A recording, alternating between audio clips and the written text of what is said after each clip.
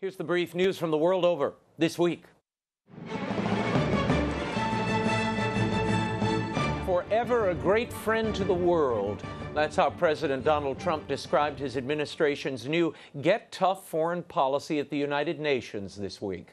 During his much-anticipated first speech before the General Assembly, Trump said, "America does not expect different countries to share the same traditions or ways of governing, but they must respect their people and the rights of every other sovereign nation." Strong sovereign nations let their people take ownership of the future and control their own destiny. And strong sovereign nations allow individuals to flourish in the fullness of the life intended by God. Trump held little back during his UN address. He called Iran a murderous regime whose chief export is violence and labeled the Iran nuclear deal a one-sided embarrassment to the United States. And then he offered this about North Korea. No nation on earth has an interest in seeing this band of criminals arm itself with nuclear weapons and missiles. The United States has great strength and patience, but if it is forced to defend itself or its allies, we will have no choice but to totally destroy North Korea. Rocket Man is on a suicide mission for himself and for his regime. We'll unpack the speech with Senator Rand Paul in our next segment. And back here on Capitol Hill, Senate Republicans are again looking to keep their promise to enact a quasi-repeal and replace of Obamacare. Faced with a September 30th deadline to avoid a Democratic filibuster, the Senate is weighing a plan by Senators Lindsey Graham of South Carolina and Bill Cassidy of Louisiana. Like the previous bill, this one would repeal the individual requirement to carry health care insurance or pay a penalty. It would repeal the mandate that larger employers offer health coverage, and it would repeal the medical device tax in Obamacare. With federal approval, individual states would set up and design their own respective health care systems. Affordable Care Act funding would be passed along to the states, including Medicaid funding under this plan. Senator Graham was upbeat about the bill's prospects and its chances of passing, and he warned of the alternative. I'm trying to take the money and power in Washington and send it back closer to the patient. If you believe government closer to the people is the best government, why not health care? And finally, we know how this movie ends if we don't change. We're going to have a single-payer health care system in this country that's going to bust the budget, and we're going to start rationing care like you've never seen. Meanwhile, top House Democrat Nancy Pelosi was shouted down by dozens of Dreamer protesters in San Francisco. They seemed annoyed with the reported deal between Speaker Pelosi and President Trump over the legal status of undocumented children migrants.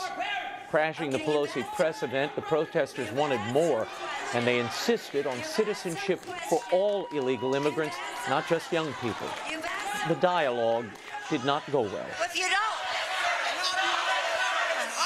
hey, stop it. Just stop it now. Just stop it now. Just stop it now. Let's stop it now. Just stop it. Look, I want to tell you something.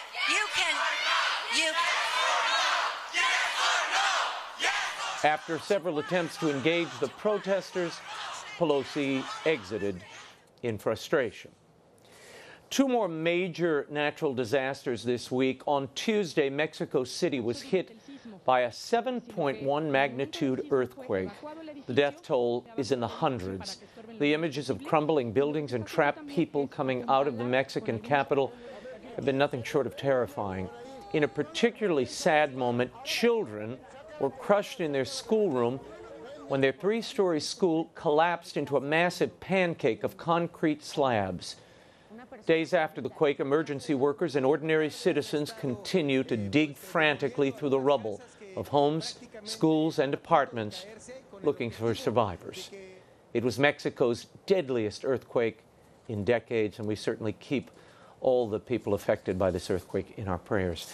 And Hurricane Maria wreaked havoc in the Caribbean this week as if they needed more. Puerto Rico took a direct hit. from the Category 4 storm on Wednesday.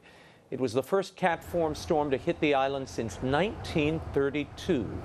With 150-mile-per-hour winds, a 10-foot storm surge, and torrential rains, flooding was widespread across Puerto Rico.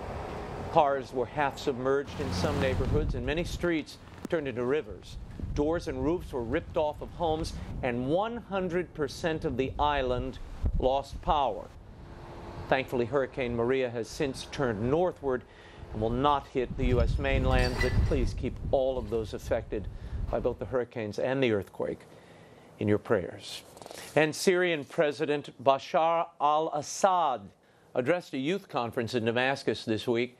He stressed that Christians are an integral part of his country. The event was organized by the Syriac Orthodox Church, and it featured a question and answer session in which Assad said that Christians are, quote, part of the origin of the nation, and without them, there's no pluralistic Syria. Assad also spoke of attempts by extremists to attack Christians and force them to leave the country. He called such attacks an effort to divide the region into sectarian states. And the Vatican announced this week that the Pontifical John Paul II Institute for Marriage and Family has been closed and replaced with a new institute with a different focus. The Institute for Marriage and the Family was established by St. John Paul II in 1981 in order to study marriage and family life. In an apostolic letter released this week, Pope Francis unveiled the snappily titled Pontifical John Paul II Theological Institute for Marriage and Family Sciences. According to Edward Penton of the National Catholic Register, the new institute's chief focus is to spread the teaching of the controversial papal document Amoris Laetitia. Archbishop Vincenzo Paglia, who happens to be the Grand Chancellor of the new institute, told Vatican Radio that the great insight of John Paul II, quote, asks to be enlarged and enriched, and will find its realization in the text of Amoris Laetitia. This week also marks the first anniversary of the dubia, the 5 questions presented to the Pope by several cardinals, asking him to clarify his teaching in Amoris Laetitia. The Vatican has still given no indication as to whether the Pope will answer the questions concerning church teaching on marriage, divorce, and Holy Communion. Meanwhile, Bishop Athanasius Schneider of Kazakhstan made some controversial statements about the Pope and what he called the ambiguous affirmations of Amoris Laetitia. Schneider said the teaching and the reaction is causing a moral and disciplinary anarchy in the life of the Church. During an interview with the 1 Peter 5 blog, Schneider criticized the firing of theologian Joseph Seifert, who had raised critical questions about the papal document.